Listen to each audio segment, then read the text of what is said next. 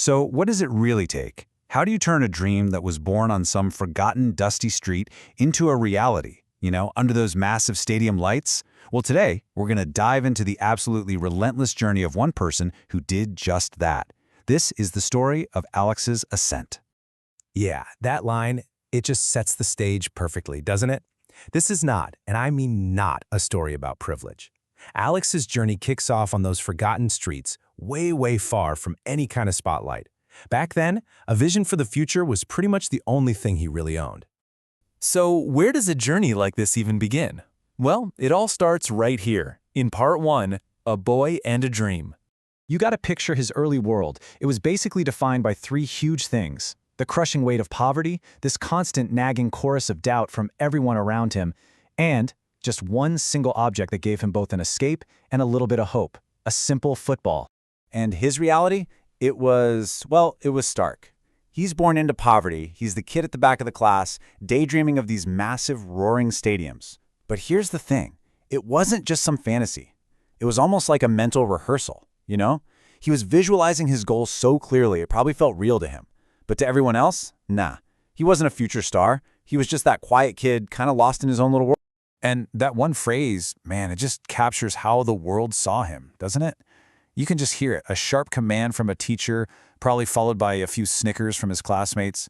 They saw a distraction. He saw his destiny. But of course, a destiny like that isn't just handed to you. No way. It has to be earned. And that brings us to our next chapter, Forged in Rain and Doubt. See, his talent, it wasn't some kind of gift. It was earned, every single bit of it. We're talking training alone, no matter the weather. Enduring the pain, the falls, the sheer exhaustion. And this was more than just physical conditioning. It was like he was building this mental fortress, brick by painful brick, making self-reliance his absolute core. Every time he fell, it was just another reason to get right back up. When others were resting, he was working. When others quit, he kept believing. But he wasn't entirely alone. In those quiet moments, away from all the doubters, there was one voice that mattered: his mother's. And with just those few simple words, she gave him everything he needed: the permission, the validation, to just keep on fighting for that dream.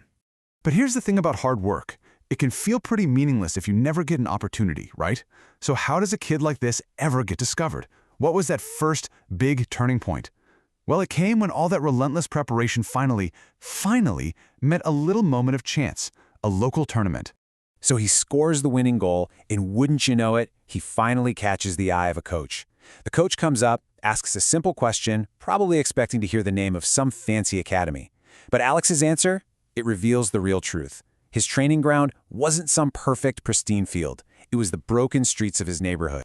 And that one moment, that single moment of recognition from one coach who saw his potential, that's what opened the door to the biggest, craziest leap of his entire life. Which brings us to part 3, the American Gamble. The scale of this journey is, honestly, it's almost impossible to imagine. Think about it. From the broken streets where he taught himself to play, all the way to the bright lights of a professional stadium in America. He was a poor kid chasing a very, very rich dream.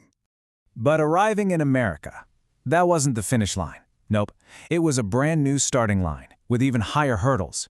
We're talking about more than just a language barrier. It was this deep, psychological challenge of being completely and utterly alone, stripped of his culture, his friends, his family, and he's surrounded by new teammates who didn't see a prodigy, they just saw an outsider. The doubt didn't just disappear, it just changed its accent. A comment like that meant he had to prove himself all over again, from scratch. But Alex had this powerful tool he'd been building for years. He used his past not as something to escape from, but as an anchor. Remembering exactly where he came from, that's what gave him the fuel to face this whole new level of adversity. So all of this, all the struggle, all the solitary training, all the doubt, it all leads to the moment where everything finally comes together. This is the climax of his journey, the final breakthrough. Okay, the game is on the line. Step 1, the substitution. With only minutes left on the clock, Alex gets sent in. Step 2, the coach's words. One final, crucial instruction. Step 3, the moment arrives. The ball is right at his feet. And step 4, the goal. He scores. He does the one thing he has dreamed of his entire life. And what was that instruction from the coach?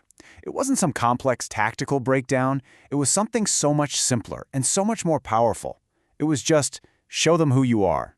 Show them the boy from the streets, the one who trained in the rain, the one who never, ever quit. And with that one single goal, the whole story reaches its emotional peak. This is what it's all about. A victory for a dream. So what's the ultimate meaning behind this victory? Look, it was never really about the money or the fame. As you see him kneeling on that field, you understand the real triumph. He didn't just escape his past, he faced it head on, and, on the world's biggest stage, he defeated it.